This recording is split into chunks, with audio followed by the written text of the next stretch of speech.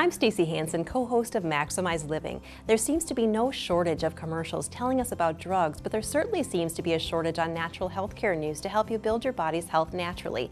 Taking care of your structure, how you move, what you put into your body, and how you think matter immensely in building your best health. Join Dr. Pat and I as we cover natural health care news. That's coming up next.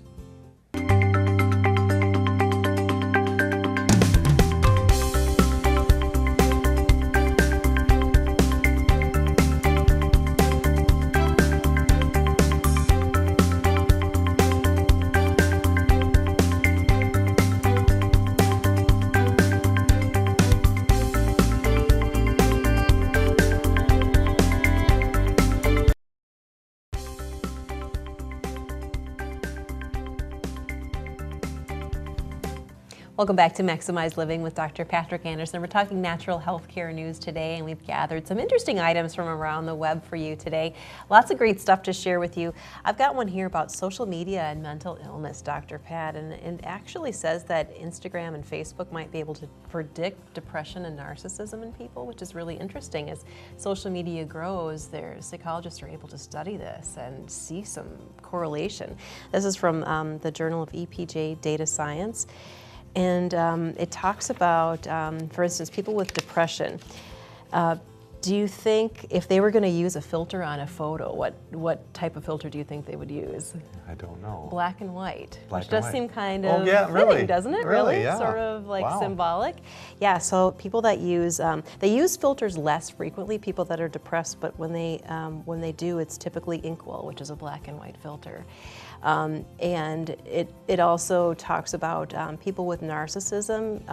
You can find on social media a lot. It's sort of a platform for it, and narcissists with low self-esteem are typically more active on Facebook because it feeds the ego for people. Yeah. But not only that, but it talks about how social media can actually just make these symptoms worse for these people. People who had 2 or less platforms, so if you got Facebook, Instagram, Snapchat, Pinterest, YouTube, Twitter, LinkedIn, there's so many of them. People with 2 or less tend to be doing a little bit better mental health wise, but people with more, people with like 7 to 11, and you can see how those kind of add up, they've got an actually increased risk of mental illness, anxiety, depression. Mm-hmm.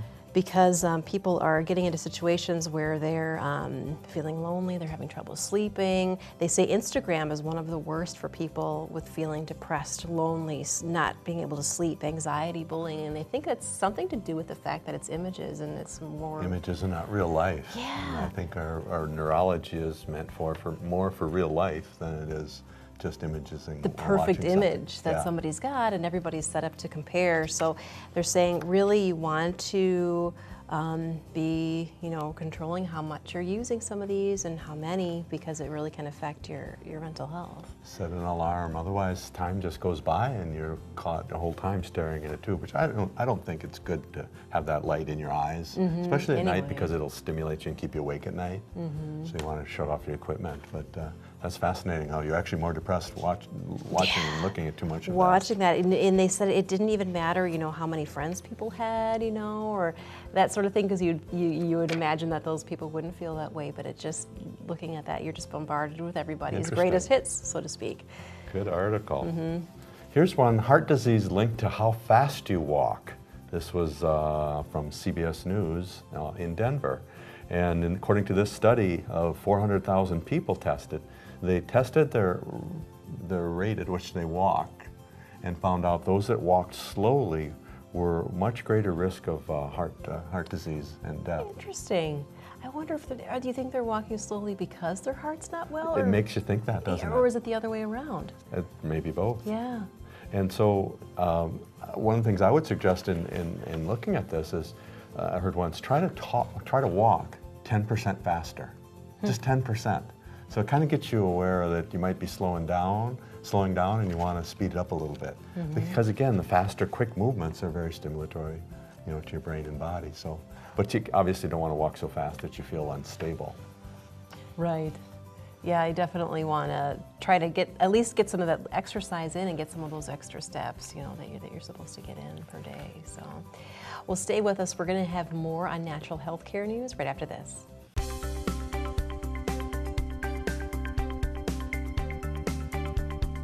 Have your questions for Dr. Pat answered on an episode of Maximize Living. Send your email to drpat@wi57.tv.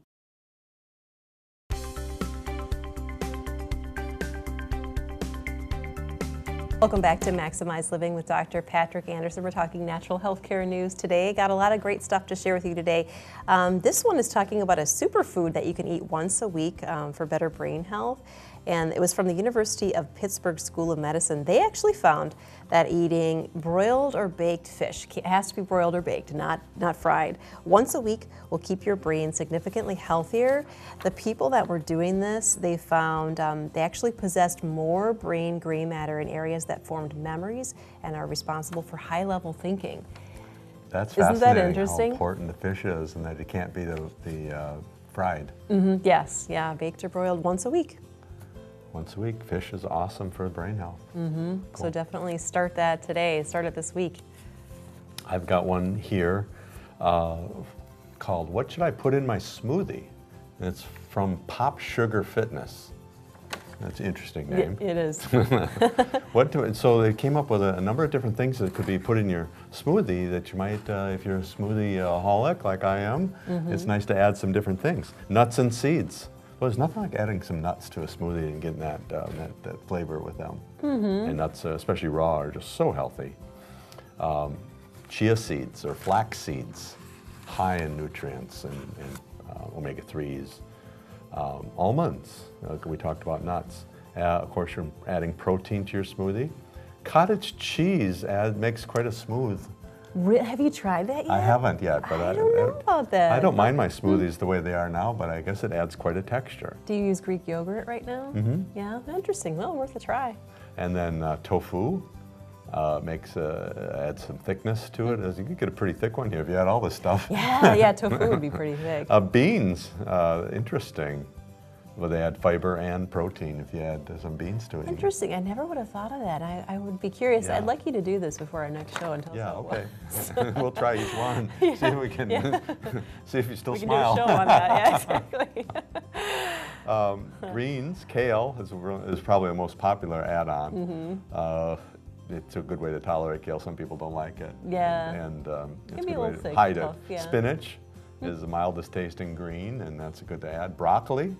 That's a good way to Wow. hide some broccoli in the little munchkins smoothies. I suppose it would just look like Think pieces all the of veggies seed. you can get in the kids. I may have to try that because I have a tough time. Yeah. Cauliflower. Of course, I can see that being smoother. protein powder, collagen, like bone broth, things Oh, like that. sure. Which Yep. sounds real exciting, doesn't it? Put the Yeah. bone broth in your smoothie. It's not as scary as it sounds. And That then was a little bit. maca powder. It's a very healthy nutrient called maca powder. So just some ideas on what to add to your smoothies to brighten your day more. Yeah, I think you should do cottage cheese, broccoli, and beans, and let me know how. You're gonna have to add some fruit in there, though, too. I didn't write the article. But yeah, hey, if somebody must have tried it, it must be okay. And then here's one that's a little bit more sobering here. This is from a national survey on drug use and health, but it's talking again about prescribed opioids and again what an epidemic it is. It says here that more than a third of U.S. adults were prescribed opioids in 2015. Isn't that shocking? Yeah, That many? more than a One third. in third in 2015. It's One in shocking three. to think how many people could be And that affected.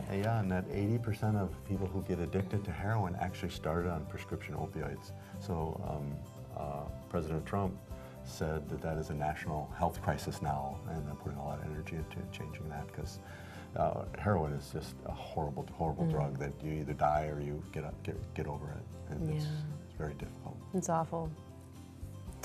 Well, stay with us. We'll have more natural health care news right after this.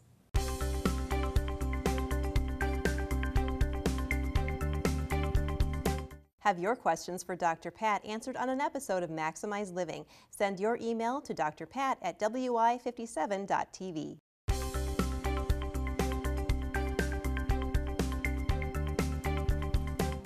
Welcome back to Maximize Living with Dr. Patrick Andersen. Natural healthcare news today. We've shared a lot of interesting things already. I've learned a lot that you can put broccoli in smoothies, for instance. So who knew, and beans. So we're going to give that a try later. But I've got one here about talking about what one glass of wine could do to your brain. So they talked about here moderate drinking. And this is from livestrong.com. It actually has some major changes to your brain, not in a good way. Even for moderate drinking, people that were drinking moderately were seeing 3 times the risk of right-sided hippocampal atrophy, which is associated with like Alzheimer's and dementia.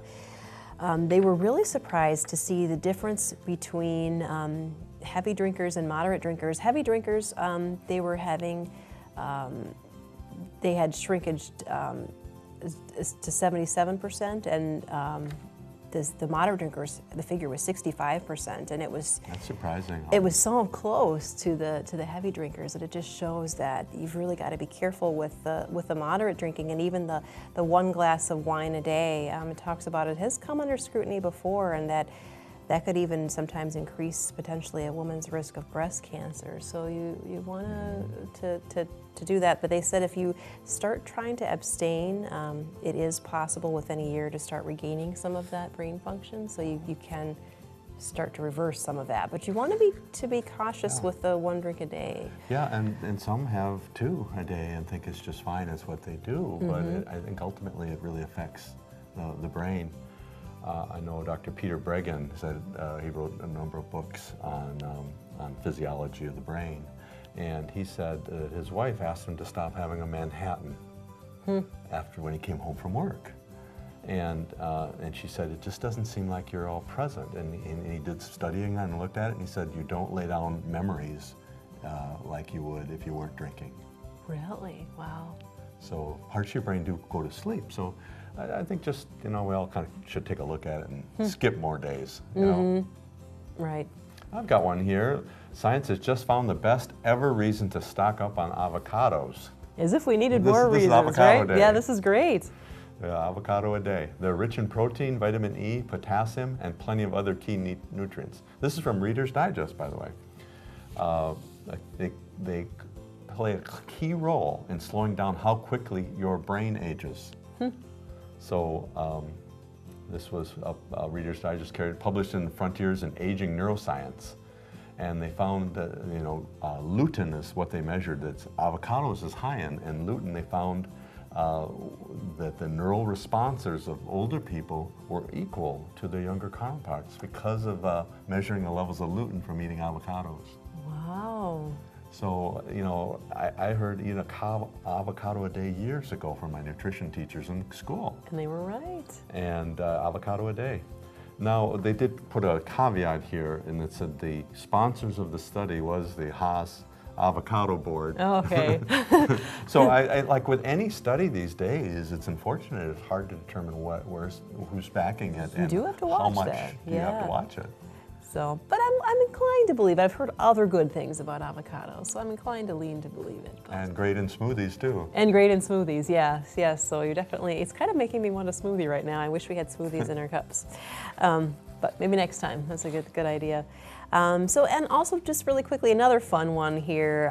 It talks about the risk of dementia and how there's been a study here that found that dancing for seniors especially was showing up a positive impact on anti-aging for the brain. They actually compared dancing and endurance training, and they didn't see as much of an impact with the endurance training as they did with the dancing. So they said in the study, the researchers were looking at people with an average age of 68, and this is from the German Center for Neurodegenerative Diseases. So another good reason to sign up for those dance classes. So guys, cool? If your spouse or significant other wants to go out dancing, it's just because they care about you and want to keep you sharp as you age. That's right. But what I found interesting in that was that the regular exercise cardio, wasn't even as good as dancing. And I suspect all the additional body movements and the training of moving your feet in your body and holding it in certain positions is a lot of brain memory work that stimulates function. You know, I think it might be too is the social interaction too, don't you think? Yeah, I bet it's a little bit of both. Yeah, a little pain learning it though. Yeah, maybe humiliation helps yeah, a lot too. of humiliation is good. That's how guys can learn to be humble, I guess. Exactly. Well, stay with us. We'll have more after this.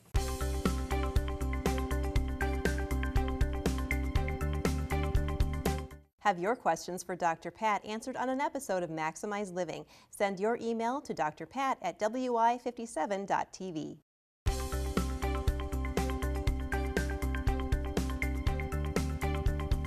Welcome back to Maximize Living with Dr. Patrick Andersen. Natural healthcare news today. We've got a few more great ones to share with you today. I've got one here from organics.com, and it's talking about vitamin D levels, and it turns out it's actually people having low vitamin D levels is actually a global health crisis.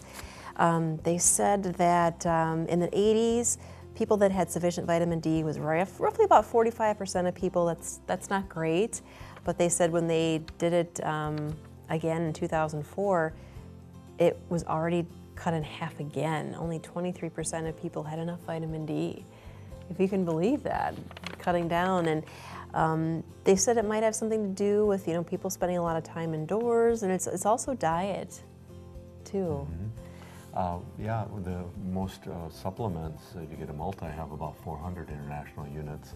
And other doctors and nutritionists challenge the recommended dietary allowance and say we should have 10 times that much or more. Really? Because of the deficiency. And it's not all that easy to raise your vitamin D levels. So I think it is something that it's a number one deficiency out there. If as a chiropractor I would give one recommendation to someone, if I could only give one thing, it would probably be vitamin D and its effect on the body with autoimmune disease, chronic pain, high blood pressure, cancer risks. In fact, Dr. Mercola, if you go to mercola.com, has a lot of information on vitamin D, and he says there's 50% less cancer deaths if you have adequate levels of vitamin D. Wow. That is revolutionary. That's huge. That is revolutionary. And so I think it's really important to make sure you're taking vitamin D on a regular basis, or getting outside and getting, 30 to 40% of your body exposed to sun 20 to 30 minutes, 4 or 5 times a week. Wow. To get that vitamin D. And it's fairly easy to get it tested too if you're concerned about your most vitamin D. time you can get a blood vitamin D test pretty randomly, So it might be worth and check doing. on that. And it even affects depression, which is rampant. And in fact, they're expecting depression to be the second worst disease we have in the future. Wow. Anxiety and depression. What's the first? Is it the cancer? Or? Heart disease. Heart disease? Oh, sure. I've got one that might be interesting. Unsympathetic spouses may worsen low back pain. Oh. And this is from Newsmax. And this is a study of women, back pain sufferers. So it's the husbands who are unsympathetic. Yes, it sounds like it's the husbands, but I imagine it works both ways. Yeah, I suppose. But it just says that the pain was much greater if there was a critical spouse. Oh, okay.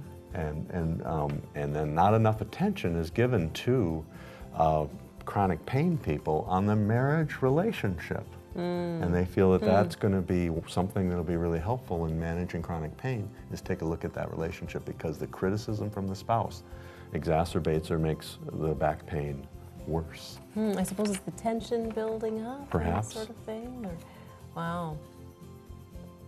That's interesting to know too. So what do they suggest? Just sort of talking through it, or? Well, addressing the criticism by becoming aware of it and getting some counseling on how damaging it is. Interesting. Another interesting point on chronic pain is most people will understand someone's pain for about 3 months. And then after 3 months, they have a harder time believing this person or my spouse is in that much pain. They start to think naturally that they're kind of flaring, they're kind of making it worse than it is. But that's normal thing to happen, that people can do that. So it's hard for one human to understand someone else's pain past about 3 months. they started introducing some doubts. I thought that was quite. That is fascinating. Yeah. That's something to kind of be aware of in your own self too. Well, stay with us. We'll have more right after this.